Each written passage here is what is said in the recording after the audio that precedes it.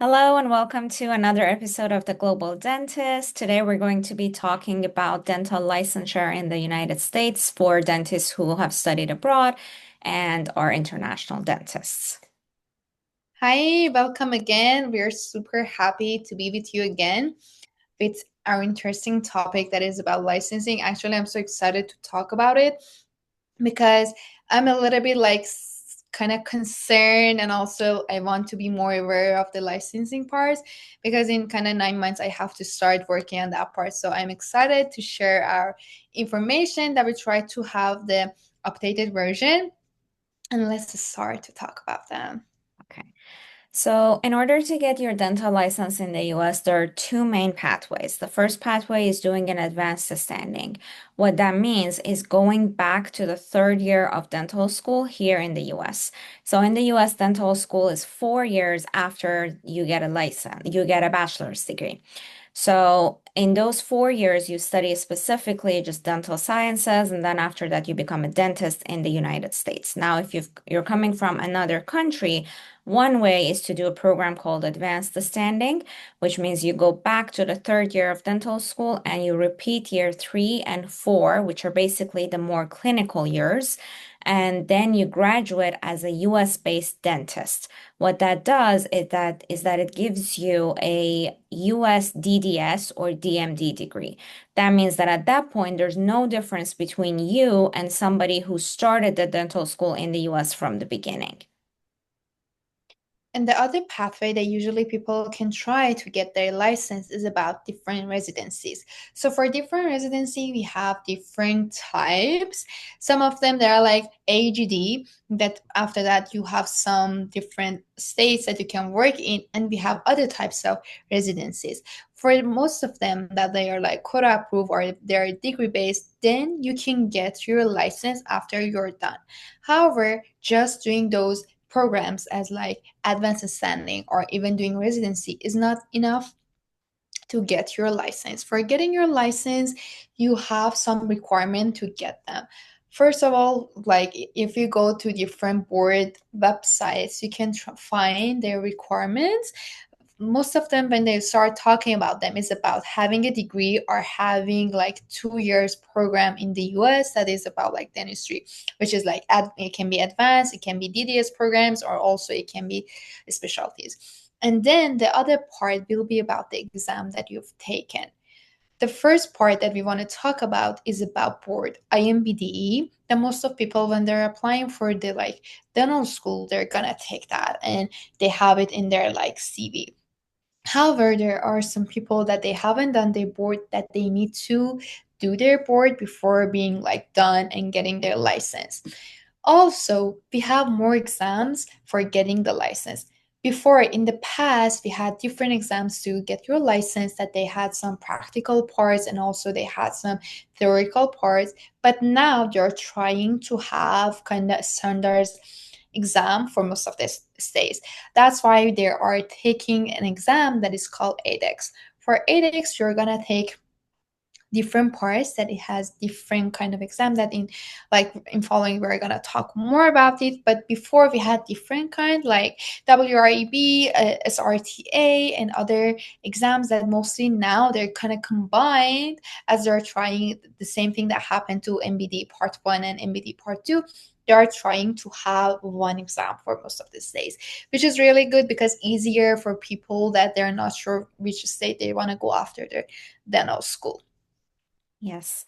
So as Rota mentioned, these used to be multiple separate exams. Usually they varied by region. So for example, if you were on the East Coast, you had to take a different type of exam.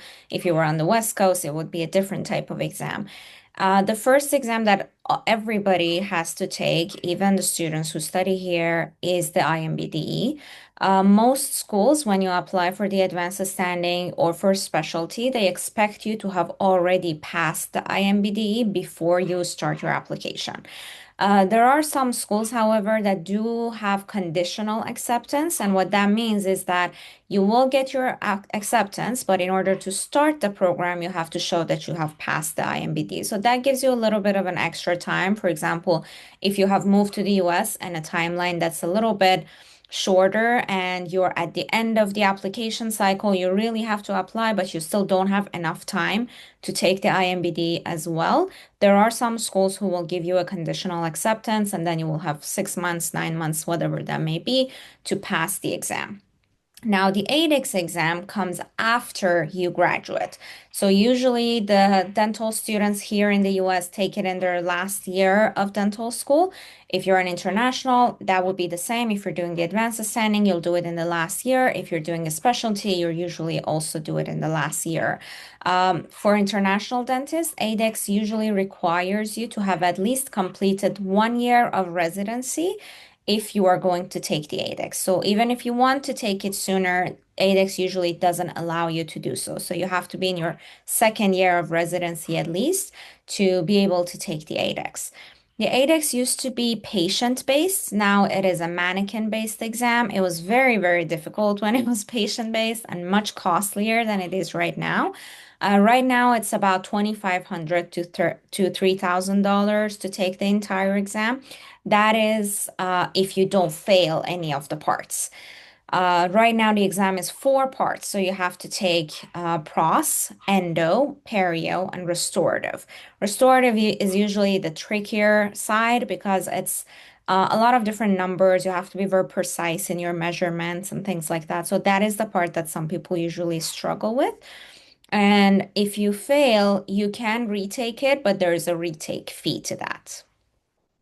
Okay, so for that part that is about retakes, some states they have that requirement that you should not fail any part. So just make sure that you are checking the target state before doing all the exams. I know everyone tries their best to like pass all the exam at their first try, but sometimes it's good to know. So one important thing that when you're thinking about licensing is important is about timeline. So like people ask, okay, how long does it take for me to get my license? It actually depends on the state. As usual, that we see like different states they have different rules. Sometimes it takes a couple of days till a couple of months for them. It depends how many dentists are applying and how much time that board is spending for reviewing your applications. And the other part is about the fees. So when you're applying for for your licensing, you have different part. Like most of the state and each state, they have their own ethics and law exams that is depend it based on the laws that they have, rules that they have on that state. They want to make sure that you know all those rules. That's why you have that exam. That it has like a fee, and then you have a fee for application of in that state that usually varies about 200 to 1K, and also for a credential evaluation that sometimes you have to pay, which is like 200 till 500, which actually like varies between the states, but it's good to know. And if so, now we have that timeline and roadmap for ourselves. We know that we are gonna pass our MBD, then we're gonna go to school. As Sadaf says, it's better to do it after first year of residency, and then you're gonna do for your edX and like do it one by one. And then you need to get all your documents. As we said, some of them they need your degree that you get from degree or diploma that you got from school. And then you're gonna double check and double check and double check from the board's website to check out what are the like documents that they need. And then you can submit your application for them.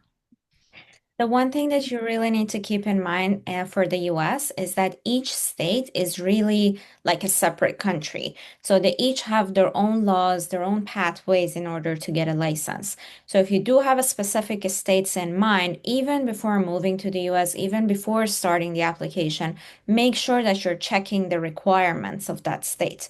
For example, I did the residency directly. I did not do the advanced standing. What that means is that there are a lot of states that I cannot start working in immediately because they will not accept licensure by taking a 2 year, for example, AGD residency.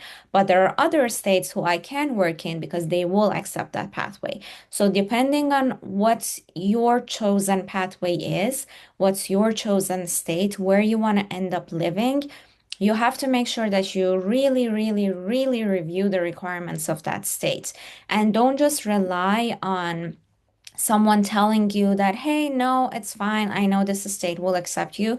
The states do change their laws quite frequently. So if someone did it 3 years ago, 4 years ago, doesn't mean that you can do it right now. Or if someone could not do it a few years ago, doesn't mean that you can't do it right now. So be sure to check for the updated information. Everything is discussed in detail on the state's website.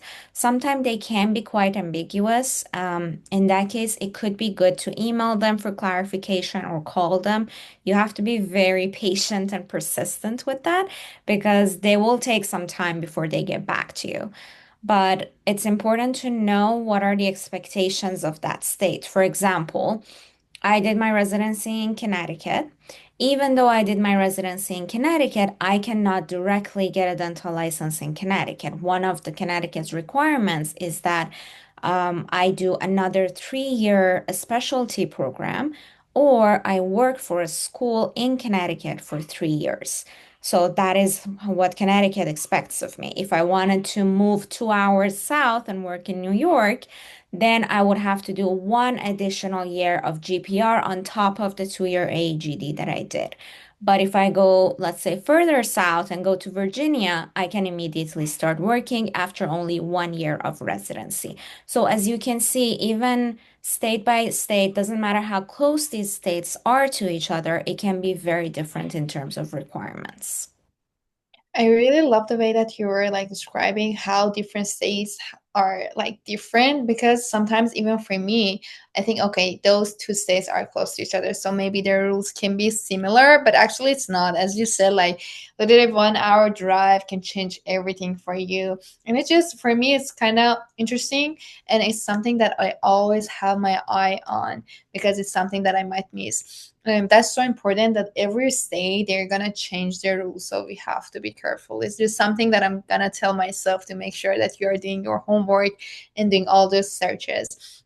So, still, when we are talking about like licensing, we have some expectations and exceptions that are important to talk about. One of them that usually people ask is about Minnesota, that how we can get the license from Minnesota. It's something that like Dennis would love that. Also, like there are many more experienced dentists that are thinking to get their licensing without going to school.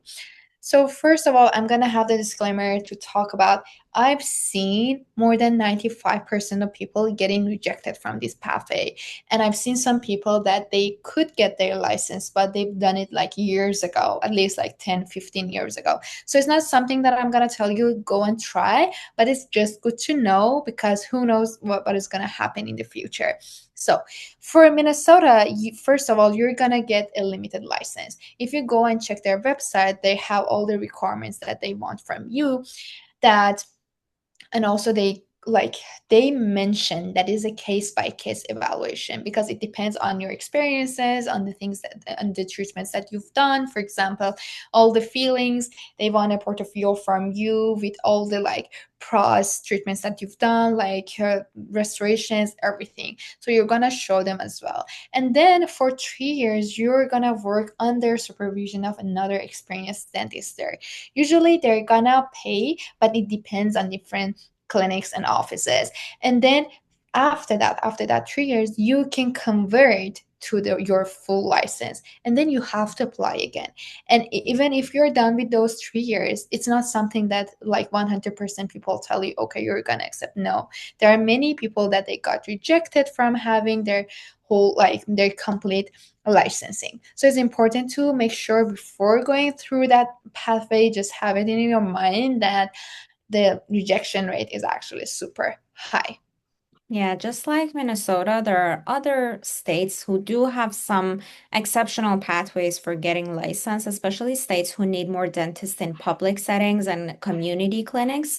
For example, Massachusetts is one of the states who offers a limited license to dentists. Again, as Rota mentioned, these are all case by case. There is no set rule that says if you do this, you will get a limited license in Mass. But if you are living close to the area and you want to have the opportunity to, let's say, work for 6 months, a year, whatever it may be, until you go through the actual process and get your official license, then these things are something that could be worth looking into. It's not something that I would recommend relying on for the long term because, again, it's case by case and it might change in the future. So let's say 3 years from now, you go to renew your limited license and the law has changed, and then you're not able to get that license again. So it is a good transition plan, but I wouldn't say it's a very stable long-term plan. Similar to this, Florida also has the option to work in community settings, but that is the case that you have more than 10 years of experience practicing dentistry in your home country. And again, it is case by case, so you have to reach out to the board, make sure that they still do accept that you meet the requirements and apply and hope that you will get accepted for that type of license. The other thing is that many other states have a faculty specific license because they have a shortage of dental school faculty. So they do want experienced dentists to go and help out in these educational settings. So that's also something that you may want to look into, especially if you're interested in becoming a faculty or you want to choose that as your long-term plan, then it might be easier for you to get that started sooner rather than wanting to go through the entire process. So for now, I think we covered most of the states and most of the rules that we need to know and like requirements and how we can deal with them. But the main like takeaway from this video is just make sure that still with all the information that we provided, you still need to go and do your search as well. I know sometimes that startup says they won't answer you that fast. You have to call them, you have to email them, and even when you call and talk to them, they're like, you have to apply and we cannot give you a definite answer. But at least you can do your like your job and your homework as much as you can and like wish for the best.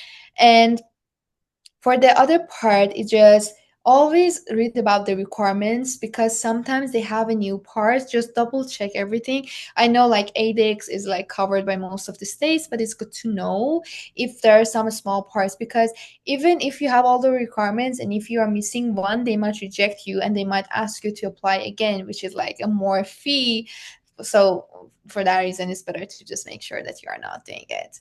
Yes, the other thing that I really recommend you doing is speaking to other people who have recently gotten licensed in the state that you're interested in.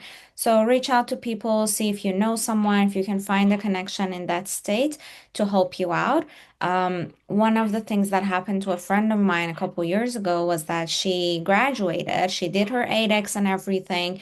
She wanted to take a break, so she didn't start applying for license immediately. And when she did apply for a license, she wanted a Florida license. And at that point, I think it was close to 1 year past since she took her 8X and passed her 8X. And Florida told her, you cannot do that because it's been more than 1 year that you have not been practicing dentistry. So if you want a Florida license, you have to take the 8X again. So these are the things that you really need to keep in mind. There are some intricacies going into each and different states. So be in touch with the people who are actually licensed in those states and see if there are any of these little details that you should not be missing. Okay, perfect. I think we mostly covered everything regarding licensing, and actually it was super helpful for me because it's good to have everything at the same time because sometimes you think you know everything and then when you gather all the information and talk about them and discuss, then you realize, oh, okay, these are important things. For example, that time period that you said about that 1 year, I was like, I knew it beforehand. Like I can remember someone told me, but I literally forgot about it. I was like, it was not in my mind anymore. So it's important to just review everything, especially for us that we are international and sometimes we forget like different rules. I love that. On my side, I don't have anything to add more. What about you? If you want to just I think we covered pretty much everything. Be sure to leave us a comment if you have questions about a specific state. We might be able to find that answer for you or help connect you with someone in that state who might give you more information in that regard. So don't be shy to reach out. We're here to help in any way that we can, and hopefully you'll do great in this journey. good luck with everything and bye.